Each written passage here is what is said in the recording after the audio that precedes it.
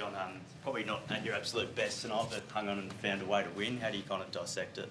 That's probably about right. It's probably as simple as that. Yeah, they were pretty good considering, especially they had, they came off a 5-day break, and after a pretty wet game up there, and they lost a couple of really important players for them. So, I thought they played well, but we didn't play as well as what we'd like to have played.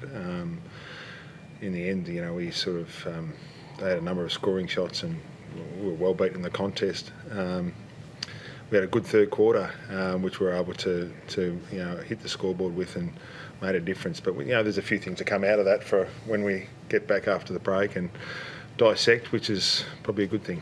Is your overall feeling after that game a positive one, given you got the result? Oh yeah, absolutely. They're hard to do, win games. It's you never walk out of a game and that you've won and disappointed. They're really hard to do. It's hard to win a game of footy, but there are some things we can work on, and I think that's probably a positive for us when we get back to get into it. Yeah. What does it say about the maturity of Chad Warner that he can, still a young player, sort of a quietish first half after such a good game last week, he'd still be able to impose himself on the game when it's in the balance? Yeah, look, he's learning, and he's sort of he'll keep learning, and he played well last week, and there's another challenge next week, and you play against a gun midfield like they did tonight. And I thought at half time they were really good. The doggies mids were all over us, and so then he certainly, Chad played a little bit differently probably in the third quarter. He played a bit more forward, and he was able to hit the scoreboard, and it was pretty dynamic then, and that is a good sign that he's able to switch on like that and get himself going like he did in that second half was a credit to him, and that's hopefully the players are learning that, like we are every week, that opposition teams are good, and we need to find a way when we're not at our best, and both individually as a team. And I think Chad's second half was fantastic. What did you think of that mark in the third quarter? Yeah, it wasn't bad, was it? We've been talking about it for a little bit, pushing him forward, and we've been doing it more and more. And we've had a bit of a. I just said to him at some point going forward to take a mark and back your spring in. So it was a reasonable jump. In that first quarter, when you were really struggling to exit defence, Justin McInerney had a couple of moments that allowed you to win control a little bit higher up the ground. Yeah. How have you seen his impact this year, in particular tonight? Yeah, he's probably flown under the radar a bit, and he's played some important games for us in the first half of the year. We can put him anywhere, and that's half forward, inside, wing, half back, and we did that again tonight. And he's able to play at any of those roles, and he's able to do it at a good level. And he's probably one that's just flown under the radar a little bit, but he's been really important for us in this block of footy. Is finding players with that sort of versatility key to surviving the length of an AFL season? Yeah, we need to. One of the things we've obviously in our team, that we've got some flexibility there, and players to be able to play inside, outside, half back, half forward, and rotate around. And things change really quickly during the course of the game. There would have been a number of players tonight: Lloyd, Campbell, McInerney, Goulden. These guys would have played a number of different roles, as well as Warner. Heaney. Those guys were sort of midfield forward as well. So we wanted to have some flexibility in our team, and I think that's a positive. If things aren't working, you can change it and try and find a different mix.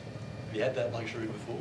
There's so much flexibility in your midfield, being able to move midfielders to play? It's probably a different blend now. It's probably a bit of a different blend. We've got some the players to be able to go in those different roles that can change it up a fair bit. So it's probably a little bit different. Like James Jordan moved from Bailey Dale to Richards in the second quarter. Is that just a little bit horses for courses, pardon the pun, to just put it? Is there a certain play that you're targeting, or is it just each week? No, it changes. And even we were tossing up with Richards during the week, and we were probably kicking ourselves at about the 25-minute mark of that first quarter. We thought we might have made a bit of a mistake there. We're just sort of, as coaches, we've got, sometimes you get it right, sometimes you don't necessarily nail it as well as what you could have.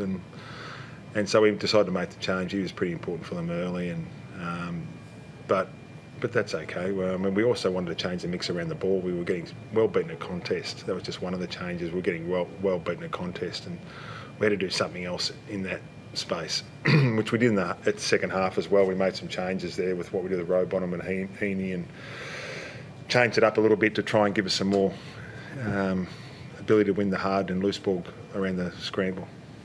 Taylor Adams seemed to come off late in the game limping. Any news on what that was? No, I think he's okay. Yeah. Is it just a mindset thing with the contested possessions? Because you were so strong last week against a midfield that's been very good at it. Yeah, it's a challenge to do it every week at that level. And the doggies have been, to their credit too, been really good at it, and they're really good at it.